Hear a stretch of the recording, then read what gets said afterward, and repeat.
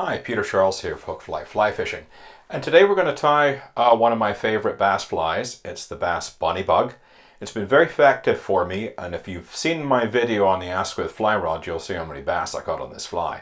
I used this fly throughout the entire episode. It's very easy to tie, and for beginners it's a perfect opportunity to learn how to tie on a rabbit wing. So let's get started. Let's start off by looking at our materials. Our hook is a Mustad streamer hook in a size 2. We're going to use a 3/16 bead. This one's nickel plated. You could use brass, copper, anything you like. The body is going to be olive ice chenille, and it's a small. My thread is the UNI-Thread 6/0 Olive Dun.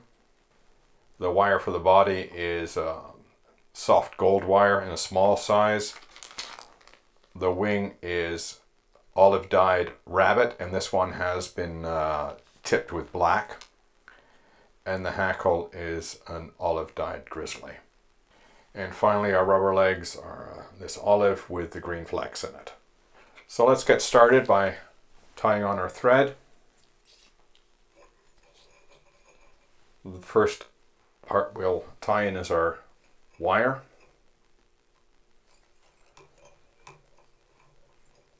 Okay, I'll just keep that out of the way for now. Now we're going to tie in our ice chenille, and you'll see that I've trimmed off a little bit at the end here as a tie-in point so we don't get extra bulk. And I'll just bring my thread forward and put in a half hitch here because I have a rotary vise. I'll bring my bobbin holder over. Now I'll just wind this on.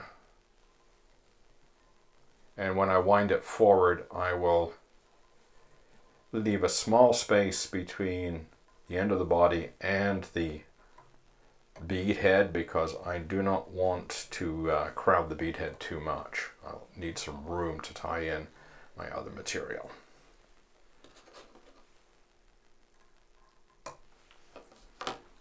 Okay, now what we're going to do next is tie in our rabbit wing, and you can see that the leather strip is roughly twice the length of the body, and I've trimmed off a little bit of the back end to help it swim a little bit better. I'll place that at the front. You can see it's right next to the bead, and I'll just put a loose wrap and then just tighten that up and wrap that right down in tight. And then I'll half hitch that off. Now this is the bit where you get a chance to learn how to tie in a rabbit wing. I'm going to get my bodkin here, and what I'm going to do is I'm going to use my bodkin. I'm going to pull this leather on the rabbit strip, and I'm going to use my bodkin to create a separation. And then I'm just going to pull that over. We don't want to trap any of the fur. I'm just going to pull that tight. Now that body is, that wing I should say, is secure. We want to make sure it's level. Now I'm just going to bring that up and use my bodkin right at the base and just separate that over. Pick the hairs out. We don't want to trap hairs underneath this, so use the bodkin to create a gap.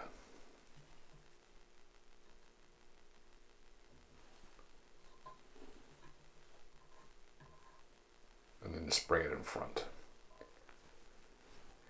Now I'll tie that off. Now you've got a couple of choices with wire. You can helicopter it off. You'll see people turn it.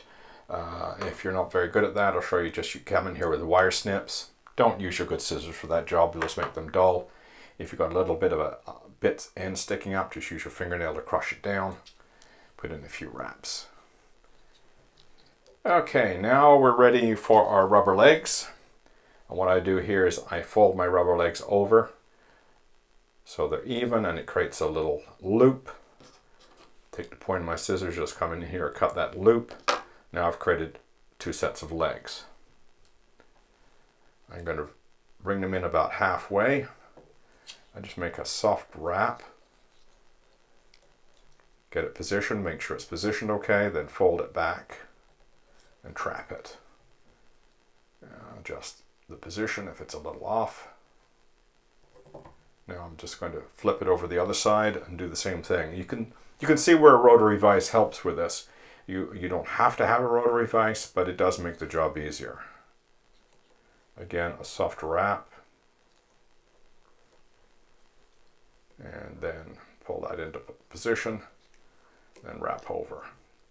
You can take this moment to make any adjustments you need to make. And then I'll just stroke these back, hold them in position, and put a few more wraps in, trapping everything up against the bead. Now, that's how the hackle feather comes out of the cape, but what I've done is I've stripped off the fluff and I've cut the tip and created this little triangle which I'm going to use to tie in. That's going to be my tie-in point. Wrap that in securely. We don't want that moving and pulling out. Now it's handy to use hackle pliers for this. Careful not to break the stem. I'm just going to fold some of these barbs back. You could start again. Sometimes they just don't want to cooperate. That's fine, because if anything that gets wound forward at the beginning, we can fix as we go.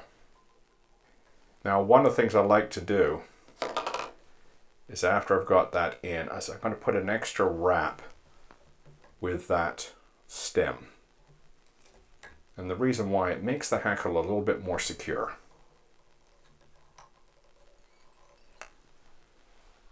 So now I'm going to trim that off.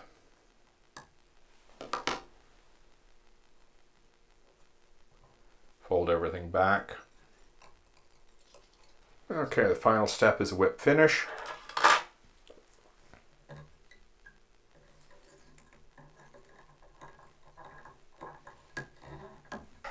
So you can see it's a very easy fly to tie. You can tie it very quickly. And it's very, very effective. You don't have to be pretty with it. You saw the hackle caused me a little bit of a problem, but I didn't care. I just wrapped it on and folded it back. I mean, the bass don't care. You just want a tough fly that's going to work, and this one will do the job. So get out there, get fishing with it, have some fun.